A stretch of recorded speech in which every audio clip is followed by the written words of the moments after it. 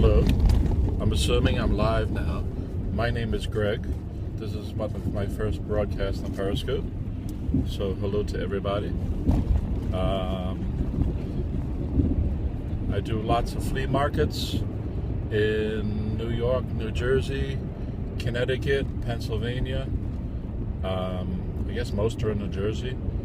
I'm from the New York City area. I live in New York City, Queens. I'm on my way right now to the Meadowlands Flea Market, which is a giant stadium. There's smoke coming out of my mouth right now, I don't know if you can see. It's supposed to end up being a nice day today, but actually I think it was just 37 degrees from here, so it's supposed to go up into the 60s. I'm not convinced it actually is going to do that. It's probably going to be a pretty windy day. Meadowlands is often pretty windy.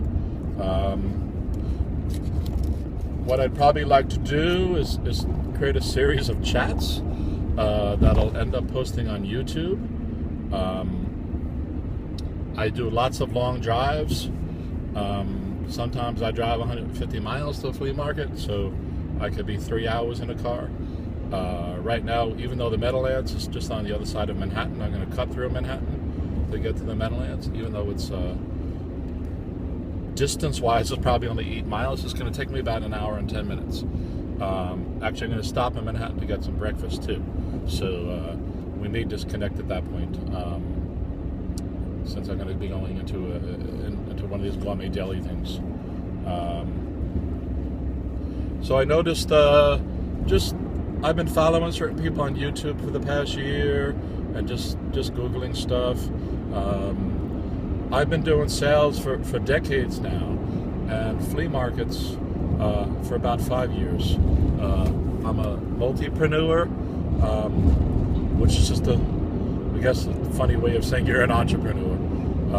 Lots of it's the same. I have just different businesses. For argument's sake, what I do on some of my downtime, to view it as I tutor elementary school kids in English and math, as an example.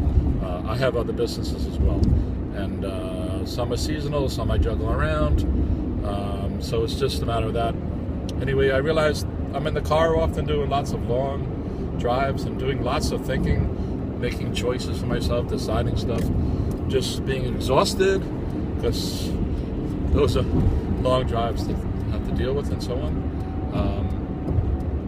And I have a lot of thoughts that I could bring forth, and recently some other periscopers have got me thinking that probably I should post stuff and say what I think. Also, in my dealings over the past few decades, I'm 56, I think. I could be 57, I don't know, that's how old I am. And I've been in various things where networking really matters. How you interact with people, and I find life is always a learning experience. You can always learn something. So I hope I can get things out of this too. I'm watching other people's YouTubes, as I said, recently, other people's Periscopes, and I find I'm learning stuff, and it's even got me questioning some things that I thought were sound ideas, and now sometimes you can get set in your ways and say, yeah, that's a new idea. Why don't I do something about that? So that's some of the thoughts. So I hope this comes through all right, and that we can evolve. But there's lots of directions we can take. I'd really like to focus on just plain old flea markets. We could talk about retail sales. We can talk about other things, which I guess we'll touch on, which is your health. That's important. How doing this impacts your family, any business, in fact, because I've done other small businesses, and it can have really positive experiences and really, really, really negative experiences. So it's a multi-varied thing. How to deal with people who just don't understand what the hell you're talking about, because people who do 9 to 5, whether they've been regimented that way through schooling, because in schools we had to sit in rows and do what you were told and follow the law and all this other stuff. Lots of people get learned helplessness they don't know how to think themselves. And to me, one of the great things about America is that we're innovative, right? That's one of the things America is known for. And other countries, we can talk about China copying our stuff and things like that or whatever, which they do excellently. China does some garbage stuff and they do some excellent stuff. So there's all that going on. So anyway, I could talk about, I had to wake up at 5:30 this morning to get there by I'll probably get there at 10 after 7 or something. How to get yourself motivated, how to wake up in the morning. What do you do when you go into a market and it rains? How do you price your items? What do you do when you have an annoying customer? For that matter, what do you do when you have an annoying vendor? Some vendors can often be the worst customers. And what do you do if you're next to a vendor who's a pain in the neck? As well as other anatomical parts. How do you deal with, how do you try to get a spot at the flea market? I said I go to all different flea markets. I have a permanent spot at the Meadowlands, so that's on Saturdays. I don't actually always go there. Sometimes I go to other markets.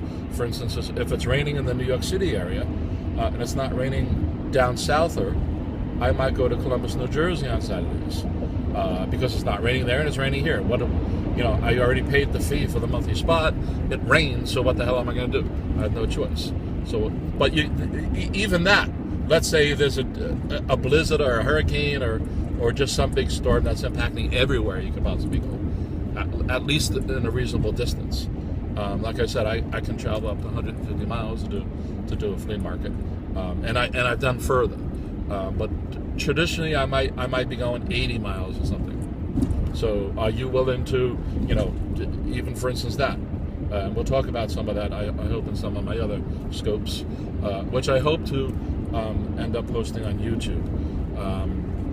I've noticed that some of the few people I'm following are just looking at their scopes. It's a real shame that they go away in 24 hours. There's some wonderful, wonderful, wonderful stuff being said. That said, the medium is not perfect. You're doing this on a cell phone, even with the quality of cell phone cameras, which are super excellent these days. Right now we're in a vertical position. It's not really going to fit properly on a YouTube screen. Even if we put filler graphics on the sides, stuff like that. Which turns into another thing. We could talk about how to relate your flea market to a website, how to do signage, how you should approach customers. I have tons of ideas. So there's so much things to talk about. So one might be, because I'm probably going to have a lot of these scopes in the mornings. First of all, at least it's light out. Most of the time I'm driving in the dark. So what I usually do is I set the alarm twice, because what's happened and sometimes in the past is I set the alarm, and first of all you have to go through the mental thing like, I don't want to get up, right? So once you get past that, you may be so tired that you fall asleep, and the next thing you know, it's too late. And at least I have a permanent spot at the Meadowlands. But even at that, they run a tight ship there. It's a reasonably good market, but you have to be there by 8 o'clock, and that makes sense. At least in some markets, it makes sense. This is a larger market.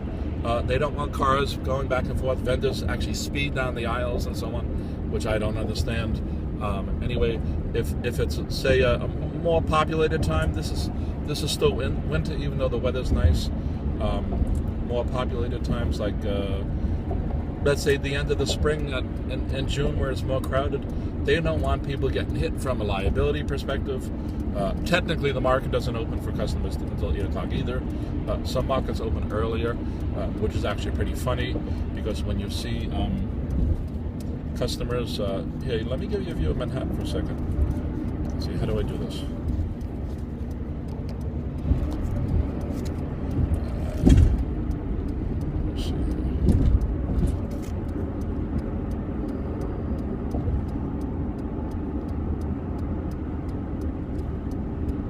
Swipe down to stop. Double tap to flip camera.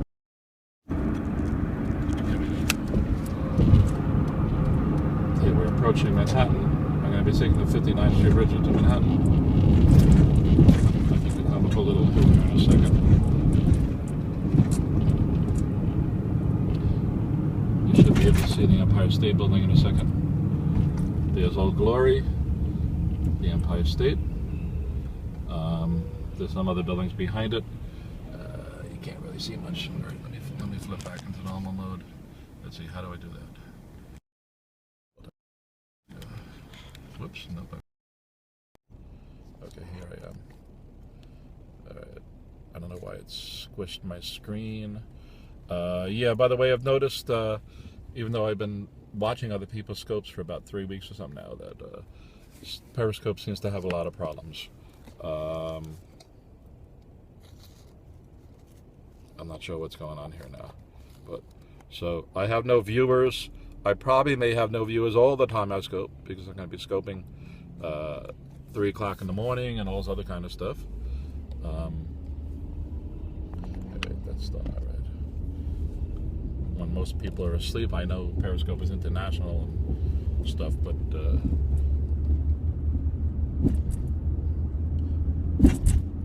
I'm going to be talking mostly about U.S. markets, U.S. flea markets, and locally in the New York City tri-state area. But pretty much everything I say will be universally true. When it's not, and I may forget sometimes, I'll point it out. For argument's sake, the Meadowlands market I'm going to now, which is a Giant stadium where the Giants play football, MetLife Stadium. It's in Secaucus, New Jersey, East Rutherford. It's pretty much on the other side of Lincoln Tunnel through Manhattan, if anybody's ever been to Manhattan or whatever, if you're a New York Cityer.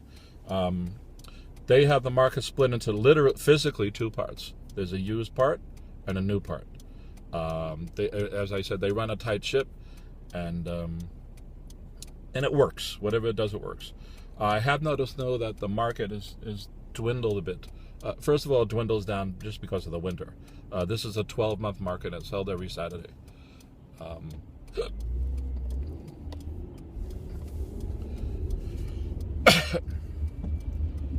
Let me try not to get killed by a tractor trailer here.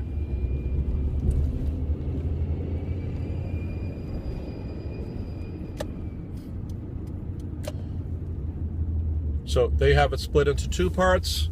So I'll explain this market. I'll explain some other markets I go to it. It may pop up interesting questions or interesting thoughts I have about them. Again, this is the 12-month market that's held on Saturdays. It's physically split into 2 parts. The so-called left-hand side is used stuff. The so-called right-hand side is new stuff. At all markets, especially when it started, I'm absolutely amazed at the number of things that can be sold. That said, there's too many sock vendors. I sell small electronics and accessories. When I started 5 years ago, it was reasonable. There's already too many guys doing it. I'm almost thinking of changing my merch or complementing it somehow, which, by the way, is what I do all the time anyway. But I may complement with other stuff. I'm also selling Marvel clothing and Marvel items. You know, the comics people as well, doing well with that. We can also talk about other things. I know I'm just wandering at the moment. I've taught people in the classroom setting, but I've never really went the full mile and did something like literally done a YouTube or a scope.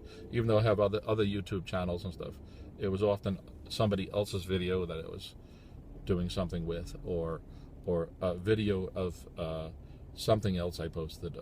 For instance, indie bands performing and so on, trying to foster their marketplaces. And by the way, that's a good segue, perhaps. We know mainstream music, the Beatles, Kanye West, Adele, whoever, and whatever the genre is.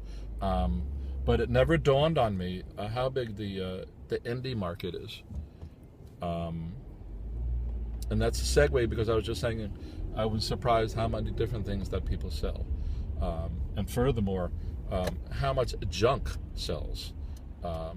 People always looking for used parts. People are always looking for a tchotchke. A tchotchke is a little knick-knack to put on a shelf for display. People are always looking. There's lots of tinkerer people. There's also people who go around this first thing in the morning to their collectors or their high-end resellers and stuff to find that missing gem that nobody understands what it is. And again, there's mostly been the used section, obviously. But while they're there, they, I, for instance, sell phone cables as well as anything. My current spiel is that I have $1 phone cables for most cell phones, or all popular cell phones at least. And that's part of the thing you're going to have to figure out too. What's your spiel going to be? You understand what I mean about spiel? What's your angle going to be? How are you going to approach it? What is the overall market plan you have? But yes, you can just pack up garbage from your attic and throw it in your trunk and plop out a table. That works to a certain extent. If you're a so-called professional flea marketer, like I am, doing, depending on the weather, anywhere from 2 to 6 flea markets a week. That can be a different thing. Then it's not just a weekend warrior thing. It's not just for fun, even though you should do your job for fun. Okay, I think that's a really important thing. I've been working on my own. I've been an entrepreneur since like 1985 or something. So I don't know what is that, 40 years or 30 years? I'm not sure. Not in flea markets though, and there's lots of things to consider, lots of things to be concerned about. So let me talk about some of the markets I do, and yes, I just said do. So I do the Meadowlands in New Jersey, and I'll just mention them in some random order, not necessarily in the popularity that I use them for. By the way, some markets are closed in the winter. In New York City, in the New York City area, as you may know, we have bad winters sometimes, lots of snow. So some markets just throw up their hands and they close altogether. Let me see. Maybe I'll try to start closest to me and expand out. By the way, I live near JFK Airport.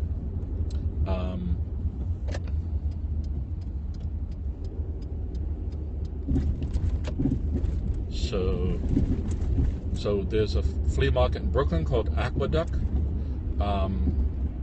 It's kind of run down. They cleaned up their act a bit. It's small spaces. By the way, the daily rate of the Meadowlands, I believe, is $100. So it's a hefty fine. A fee, sorry. It feels like a fine. This is on top that I have to pay the tolls for the tunnels and stuff too, whatever. So in a lot of cases, if I don't mention that, I have to add that onto my fee. So although since I have a monthly spot at the Meadowlands, I'm not paying $100, but I think it's 70 or 75. I can't remember off the top of my head. So if you add in, by the time you add in, I'm going to stop and get breakfast in Manhattan. I have to eat anyway, but it's a little more expensive. Pay the toll for the tunnel, which I think is $15. So that's 75, 85, 90. So and then there's my gas as well. So just to go there and come back, it's costing me $100. Right? So I can talk about a market that might be 100 miles away. It might be $40, but I'm going to end up paying $20 in gas, and probably stop at a Wawa's or an I-95.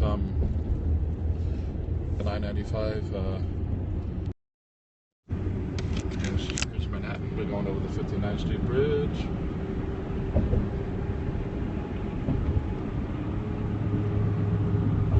I'm not in focus. I don't know why. Should I tap that? No, that doesn't seem to do anything. Maybe that toll thing is, I believe, the largest apartment building in the world now. It's still being built. What do we have? I don't know what you can see from here. The Empire State Building over there, the Chrysler Building. shiny thing. I don't know if it's showing up in here. There's a tall, shiny building. That's where the new World Trade Center is. I don't know if you can see it. I'm trying to drive over this thing at the same time. Okay. This is the East River. I'm on the 59th Street Bridge. There's the Tri-Bar Bridge further in the background. We have tons of bridges. I think technically we have about 200 bridges. They all don't go into Manhattan. Some are connecting the Bronx to other things. Some are for trains, different stuff with them. So, I was talking about the markets I go to. So in about 10 minutes I'm going to disconnect because by the time I get in Manhattan, I think it's at 44th Street or something. I'm going to stop at the deli, and I may or may not resume the thing at a part 2 at that point. So I do the Brooklyn One Aqueduct. I said I was going to do central circles, but let me just do the ones that pop in my head, because now I'm going to be stop traffic, and I don't want to crash or get a ticket or something stupid like that. So there's Columbus, which is in Columbus, New Jersey, near Border Town, which I think is in the township of Springfield. Their market's on Saturday, Sunday, and Thursday. They're probably in central New Jersey. Let me bring this in my head. It's a little more south than Trenton and a little more east than Trenton. Trenton's about in the middle too, I think. But I think this is more formally in the middle. Their tables run for new stuff $30-something. I think it's $37 on Sunday and $32 on Thursdays and Saturdays. And that market's a yo-yo for me. It's a good staple market, but and it gets quite crowded. And they have it set up in basically 2 fields. One field is just the whole giant thing with hundreds of vendors. Usually, if you have antiques, that's where you go to. And the other field is outskirted by a covered wooden awning, almost like a covered bridge that goes in a horseshoe shape around it. I don't go there every week because as I mentioned earlier, it could be about the weather, it could be about other things. So in the event I have a permanent spot there, I just got that on Thursday, and I may try to get one for the next few weeks on Sundays. It's almost impossible to get a quote good spot. And we could talk about the philosophy of how to pick a spot. But at the moment, let me just say this: the best spot at the moment is being there. If you're not there, you're not getting any spot.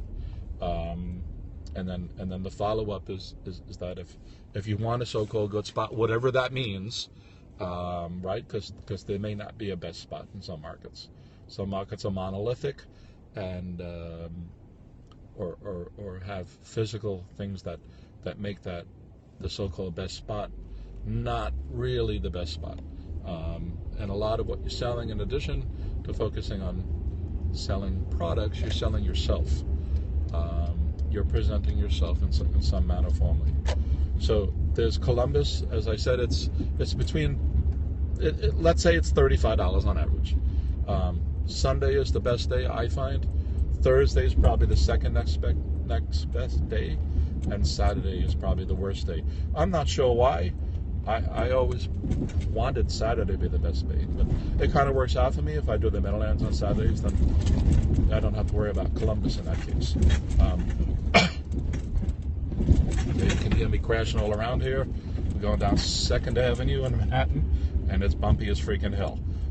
They got the road ripped up. There's construction all over the place. I don't know where the hell New York City is getting all this money from. And then even flea market. So I do Columbus. It's a good market.